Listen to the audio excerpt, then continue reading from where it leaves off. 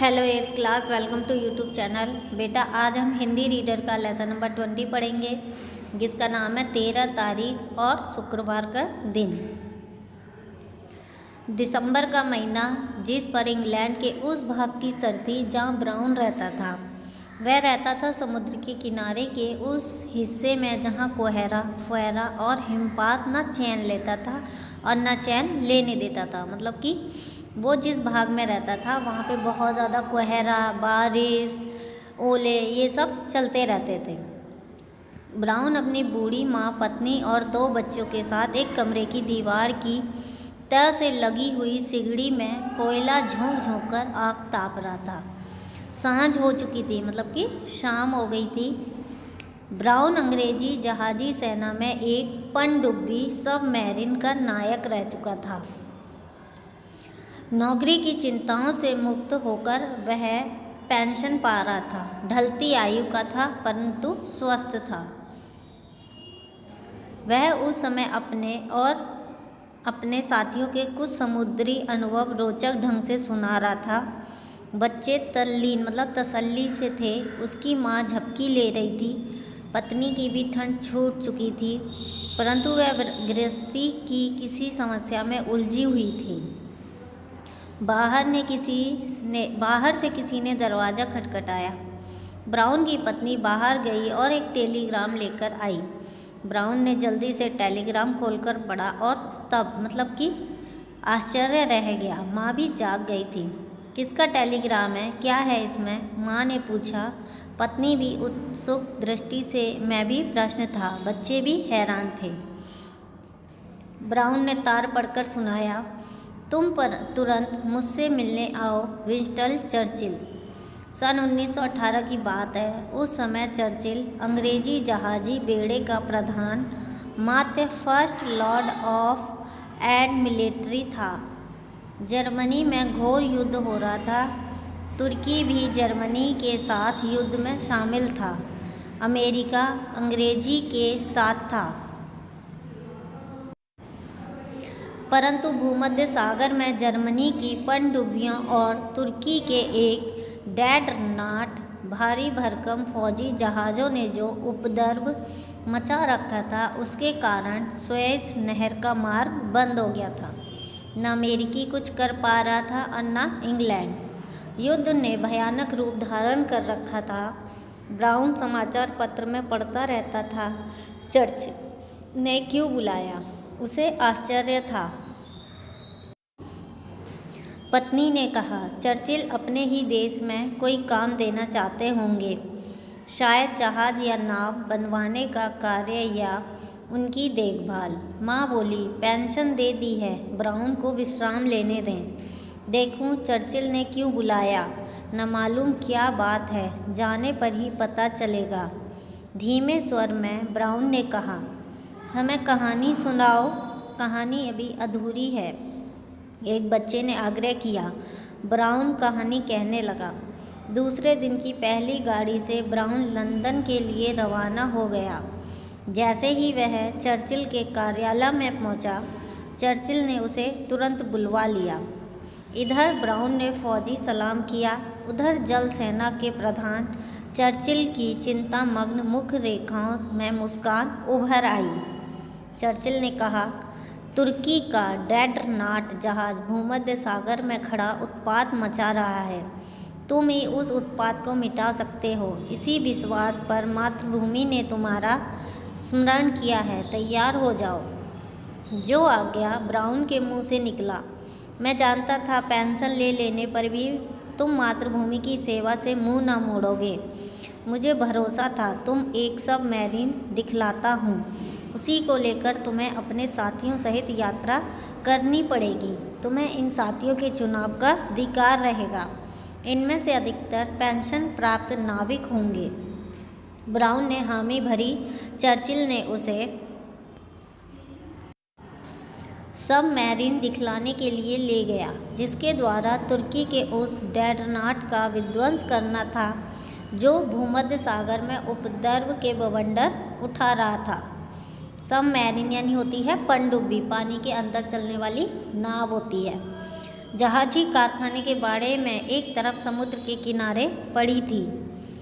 यह सबमरीन जहाजी बेड़े से निकाली जा चुकी थी, बेकार थी और इसको नीलाम किया जाना था। इसका लोहा लंगर, काठ कबाड़ और 6-6 इंच ऊपर निकलती हुई ढिबरी कीले कबाड़ी के काम के तो हो सकते थे, परंतु जहाज में डूबकर मीलों रास्ता टटोलते हुए तुर्की के डेडनाट के पास पहुंचकर उसका विध्वंस करना तो इसकी जन्मपत्री में लिखा मालूम नहीं होता था। नीलाम के लिए पड़ी हुई नाममात्र की इस सबमरीन को देखकर ब्राउन के चेहरे की पर हवाइयाँ उड़ने लगीं। केवल यही एक सबमरीन हमारे पास है, चर्चिल ने कहा। यह तो बिल्कुल खस्ता है, ब्राउन ने निराशा से कहा। ब्राउन के मुंह से यह बात मातृभूमि क्या कहेगी? वह अपनी सशक्त संतान के पुरुषार्थ और कौशल को अपनी सहायता के लिए पुकार रही है। ब्राउन को फुरेरू पर फुरेरू आई। धीमे दृढ़ स्वर में बोला, मातृभूमि की आज्ञा का पालन करूंगा। इसी नौका से तुर्की डेडनाट का विध्वंस किया जाएगा। चर्चिल खुश हो गया, बोला, इस नौका को की जितनी और जैसी मरम्मत हो सकती है तुरंत करवाता हूँ। ब्राउन घर चला गया। बच्चों ने कहा, दादा कहानी सुनाओ ना। हाँ हाँ जरूर। और ब्राउन बच्चों का मन बहलाने लगा। कुछ दिन बाद चर्चिल का टेलीग्राम आया। शुक्रवार 13 दिसंबर, शुक्रवार के दिन कूच करना था, मतलब हमला करना था। सातिया का चुनाव इसके पहले कर लो। माँ और पत्नी दोनों घबरा गईं। यह तो बहुत मनुष्य दिन है, 13 तारीख और शुक्रवार का दिन, पूरा अपशगुन, कोई और तारीख रखवा लो। बच्चे कह रहे, दादा आप कहाँ जा रहे हैं? हमें कहानी कौन सुनाएगा? ब्राउन जानता था कि लौटना शायद असंभव है। जल समाधि ही भाग्य में बधा दी है। बड़ी मुश्किल से अपने को संयत करके इतना ही कह पाया, मातृभूमि की आज्ञा है, परमात्मा का सुमिरन करो। मनुष्य तारीख और दिन कुछ नहीं कर सकते। और वह उन्हें रोता हुआ छोड़कर जल्दी से चला गया। 13 तारीख और शुक्रवार के दिन ब्राउन अपने 15-16 साथियों के साथ चल पड़ा। पूरे उत्साह के साथ उन सभी ने अपना राष्ट्रीय गीत गाया और मनहूसियत की छाप को पोंछ डाला। भूमध्य सागर के एक स्थान पर अंग्रेजी और अमेरिकी जहाजी बेड़ा था। वहाँ तक ब्राउन की सबमरीन बिना किसी संकट के पहुँच गई। तुर्की के दर्रा दानियाल के पीछे वाले समुद्र में तुर्की का सब डेडनाट उपद्रव करने के बाद जा छिपता था, जहाँ ब्राउन को पहुँचाना था। अपने मित्र जहाजी बेड़े से विदा लेकर ब्राउन तुर्की के दर्रा दानियाल की ओर बढ़ा। कुछ दूर तक वह समुद्र के ऊपर गया। जब देखा कि परिस्थिति निरापद नहीं है, तब नौका पानी के नीचे कर ली। और एक दिन वह दर्रा दानियाल के मुहाने पर पहुंच गया, जहां समुद्र कम गहरा था। बीच में जलमग्न पहाड़ियां थीं, जिनकी चोटियों पर पानी 25-50 फीट तक की गहराई का ही था। उनकी गहराई में होकर गए कि सबमरीन पकड़ी गई।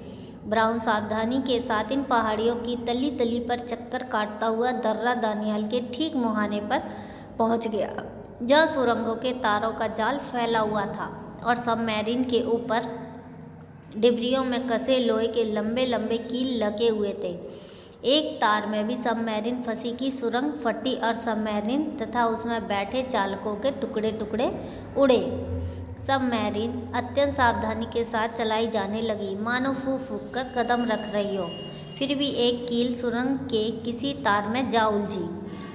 सबमरीन एक क्षण के भीतर जहाँ की तहाँ रोक ली गई। सुरंग के तार से कील को सुलझाकर सबमरीन कछुए की गति से धीरे धीरे आगे बढ़ी।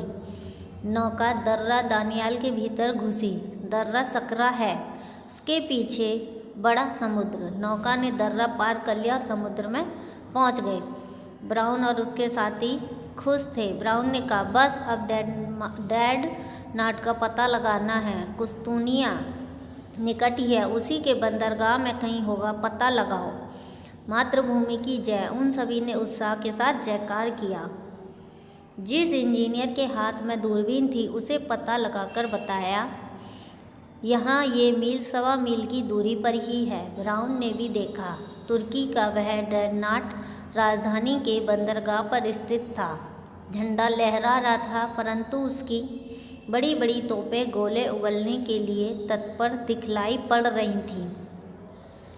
ब्राउन ने अपनी सबमरीन का मोर्चा ठीक किया।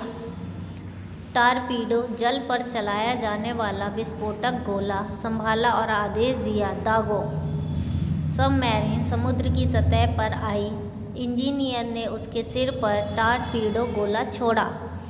भीतर बिजली का बटन दबा और टारपीडो तीव्र गति से उस ड्रेडनॉट की सीध में छूटा। यह सब कुछ सेकंडों में ही हो गया।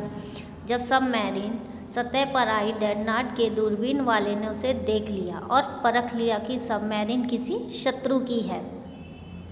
ड्रेडनॉट की तोप ने एक गोला छोड़ा, परंतु ब्राउन की सबमरीन अपना टारपीडो छोड़कर जलमग्न हो चुकी थी।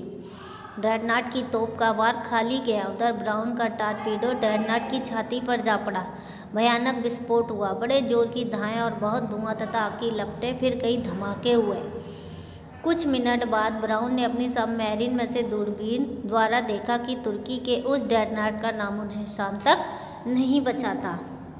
ब्राउन और उसके साथियों ने खुशी होकर अपना राष्ट्रीय गीत गाया। सब ड्रेडनॉट को नष्ट करने में प्रयास में मारे जाते तो कुछ चिंता न थी, परंतु अब उनको अपने प्राण बचाने के लिए यहाँ से भागने की चिंता हुई। ब्राउन के सहायक नायक ने कहा, यहाँ से तुरंत चल देना चाहिए।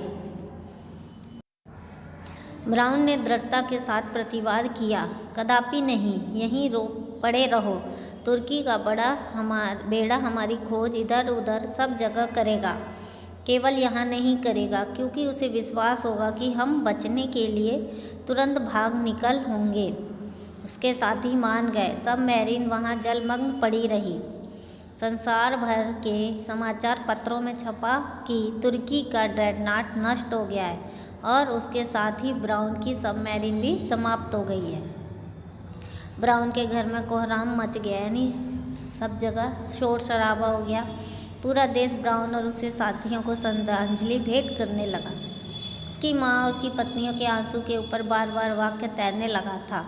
13 तारीख और शुक्रवार का दिन बहुत मनुष्य होते हैं। कई घंटे वहीं पड़े रहने के उपरांत ब्राउन ने अपनी सबमरीन सावधानी के साथ धीरे धीरे खिसकाई और एक दिन वह अपने साथियों समेत भूमध्य सागर स्थित अंग्रेजी अमेरिकी बेड़े के सामने समुद्र तल के ऊपर बलबलाती सबमरीन लिए जा पहुंचा। हर्ष के अनेक घोषों द्वारा सब उनका स्वागत किया गया। इंग्लैंड पहुंचने पर ब्राउन को विक्टोरिया क्रॉस भेंट किया गया। घर पहुंचा तो सारा वातावरण आनंद से खिलखिलाता पाया। अब सुनाऊंगा तुम्हें कहानी। ब्राउन ने बच्चों को बार बार हृदय से लगाकर आश्वासन दिया। उसकी माँ बोली, इन्हें यह जरूर समझाना कि 13 तारीख और शुक्रवार का दिन या परमात्मा का रचा कोई भी दिन पराक्रमी के लिए मनुष्य नहीं होता। तो इसी के साथ ये चैप्टर ख़त्म होता है। Thank you.